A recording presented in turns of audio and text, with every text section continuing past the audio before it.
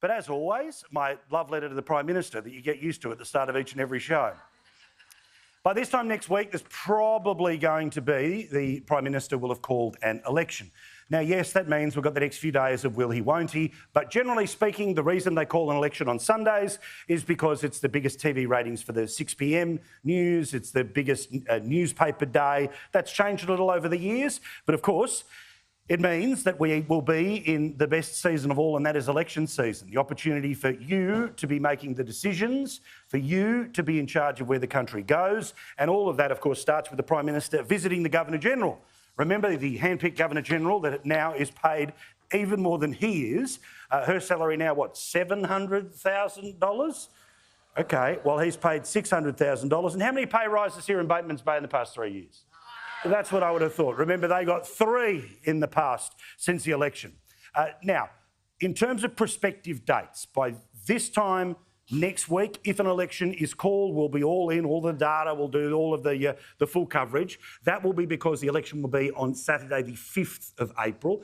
If for whatever reason it's all delayed for another week, the most likely one before we start getting into school holidays, public holidays, all the rest of it, will be April the 12th. But he absolutely has to have it, whether he wants to or not. And wait till I show you some poll numbers, which might mean he might want to go and hide or pretend to have COVID for another week.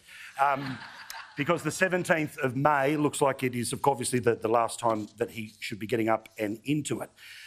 Now, as always, whenever you pick a day, there are people who say that's the wrong day because it's important to my community or my availability or my ability to vote. And just adding a little bit more insult to injury, it looks like that will be Passover for the Jewish community in Australia. And that community has said that they don't want the 5th to be the date. But of course, the great difference between elections in the past and now is like half of people vote early. So even if it's, you know, the first Saturday of the school holidays, the point is lots of people, they get up and vote early. In fact, can I show you this? Which is, have a look at one of the screens if you're in the room or just keep looking at what you're looking at right now at home. Have a look at this. This is the total number of people who voted early in the last federal election.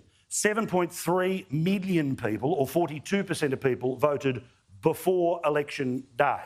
Previously, that was about 3, almost 4 million in the 2019. So, generally speaking, in Australia, if you want to play, you know, soothsayer, all the rest of it, if there's more early votes, then generally speaking, obviously people have made their mind up, and generally that is about getting rid of a government. So we'll watch this day to day and see whether certain seats like Gilmore, which of course is in and around this area, which is very tight, if there's early votes, what can you read into it? And as you know, I love the data. We'll get nice, deep and dirty because we know that you're interested in it because it's about the future of our country.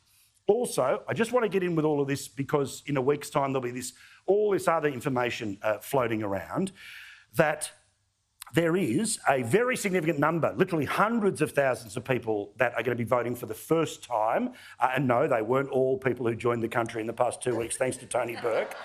Of course, it's a collection of people over the past 3 years who have become 18. I think we have one in the room right now. That's OK. We'll tell you how to fill out your form exactly in the order it should be filled out. No. But also, there are hundreds of thousands of people, of course, that have come to the country. It's a 4-year process for citizenship, but that means this. 18 million people will be voting in this upcoming election. There'll be a new electorate, as well as 2 existing seats that get the hive-ho. There'll be 500,000 households which have moved from where they did at the last election, meaning that perhaps Super Lefty from Victoria has now moved up to, you know, Super National Party area in country Queensland. Obviously, they bring their politics with them. Overall, you need to know that Australian voters are older because we're all 3 years older than the previous one, but there's also more of us than ever before. There's a very significant growth in the number of people in Western Australia. So all of this is going to be fascinating to see in the election. And again, when we're just trying to work out what's going to happen at the election, and I'm not going to be a happy talk person, I'm not going to sit there each and every day and say, gonna happen, gonna happen, gonna happen, because what's the lesson we learnt in 2019? When all the yibba yabba was, oh, Bill Shorten, next Prime Minister of Australia. What did we say? Nothing's inevitable. Nothing is inevitable. It doesn't matter what the polls say today, what the bookies say tomorrow, it doesn't matter what your best mate over the fence, you will decide what's going to happen, okay? Not just with your first preference, but with your second preference as well. Your number 2 is as important as your number 1, as always. But it is certainly something you have to think about if you're going to stray away from major party voting, about how quickly you get back to a choice of someone to govern, all right? We can all hide behind, they're all terrible.